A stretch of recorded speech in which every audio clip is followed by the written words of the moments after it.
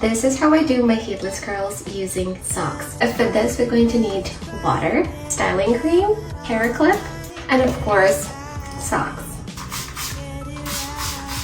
So now I'm gonna apply styling cream. I love this styling cream because it smells so good.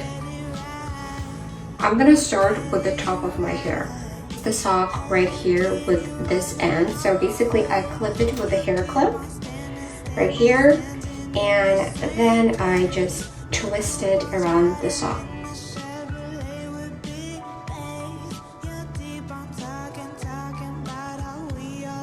I just take off my clip. I roll it like a bun, like when you do a hair bun. So right here,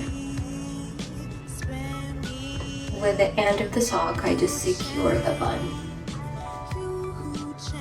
I know it looks really funny, but I'm telling you, the results are amazing. So what you're gonna do is basically you're gonna repeat the same thing on this side of your head and on the other side of the head. Or you can just do it here and there, but I personally love to do it on the sides of my head. And that is it. This is how they should look like at the end. The results are insane. So I hope this was helpful. Follow me for more hair tips.